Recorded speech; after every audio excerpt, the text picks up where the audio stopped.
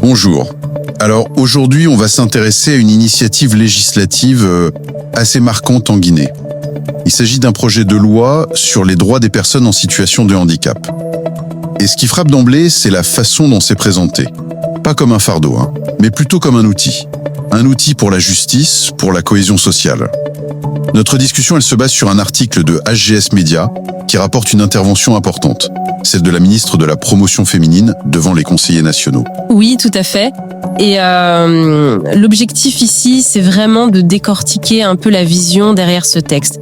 Ce qu'il faut comprendre, c'est que d'entrée de jeu, la ministre, elle essaye de calmer certaines craintes. Surtout les craintes financières. Ah oui, c'est un point crucial qu'elle aborde directement. Elle dit clairement, non, cette loi ne va pas plomber le budget de l'État. Et elle affirme que ça ne dépasse pas les capacités du pays. C'est une position assez ferme, pour contrer une objection classique. Exactement. C'est une manière de dire « Attention, ne nous trompons pas de débat ». Elle veut rassurer, dire que l'État ne sera pas débordé. Et aussi, point important, elle précise que la loi ne va pas ouvrir la porte à des réclamations incontrôlées, comme elle dit. On sent bien la volonté de cadrer les choses. On parle de droit, pas de demande démesurée, quoi. D'accord. Donc si ce n'est pas un fardeau, quelle est la vision positive qu'elle met en avant ? Comment c'est présenté alors ? Mais c'est présenté comme un soulagement attendu, pas seulement pour les personnes handicapées elles-mêmes, mais aussi pour leurs familles, pour les communautés. La ministre, elle dessine un tableau avec plusieurs effets positifs espérés. Et ça va plus loin que la simple loi, en fait. Comme quoi, par exemple ? L'article parle de renforcer la cohésion sociale. Comment ça se traduit concrètement ? L'idée derrière, c'est que si on intègre mieux une partie de la population qui est souvent mise de côté, eh bien on renforce tout le tissu social. C'est logique. Selon elle, ça aiderait à faire émerger des citoyens mieux éduqués, en meilleure santé, parce qu'on lève les obstacles à l'accès, tout simplement. On libère un potentiel. Et c'est aussi présenté comme une question de justice sociale, réparer quelque chose. Ce qui fait le lien avec un autre argument fort qu'elle utilise, la devise nationale. Travail, justice, solidarité. Oui, exactement. C'est une façon d'ancrer la loi dans les valeurs profondes du pays. C'est un appel, en fait, à la solidarité nationale. L'inclusion devient presque une incarnation de l'identité guinéenne. Mais attention, elle insiste beaucoup sur un point, pour éviter les malentendus. Lequel ? Qu'il ne s'agit absolument pas de créer des privilèges, pas du tout.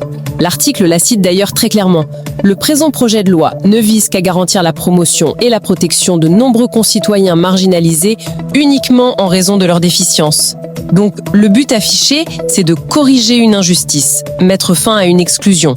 Ce n'est pas de créer une catégorie à part avec des avantages spéciaux. D'accord, on comprend mieux pourquoi elle insiste là-dessus. C'est une question d'égalité des chances, en somme, remettre tout le monde au même niveau de départ. C'est ça. Et les effets attendus découlent de cette logique. Plus de visibilité pour ces personnes, moins de désavantages sociaux. Et une participation plus grande à la vie de la cité. Oui, une participation accrue à tous les niveaux, civil, politique, économique, social, culturel.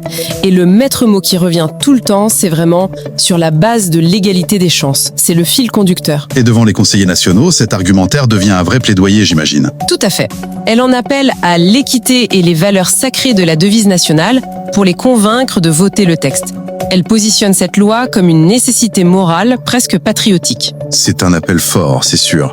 Mais l'article et la ministre elle-même, si je comprends bien, soulignent que le vote n'est pas la fin de l'histoire. Non, loin de là. Une loi, c'est bien sur le papier, mais ce qui compte, c'est après. C'est la mise en œuvre. C'est là tout l'enjeu, finalement. L'article conclut de manière très pragmatique, seule son application compte. Avoir la loi, c'est une chose. Et la faire vivre, c'en est une autre. C'est le passage du texte à la réalité quotidienne. Comment ces beaux principes, égalité des chances, participation, non-marginalisation, vont se traduire concrètement sur le terrain ? C'est la question. Ce qui nous amène à une réflexion pour finir. Une fois que ce cadre légal existe, potentiellement, au-delà du texte lui-même, qu'est-ce qu'il faudrait comme transformation concrète dans la société ? Quelles mesures pratiques seraient vraiment indispensables pour que cette application dont parle la ministre mène réellement à une inclusion réussie et à cette fameuse égalité des chances pour les personnes handicapées en Guinée ? C'est sans doute sur ce terrain-là que se jouera le véritable succès de cette initiative.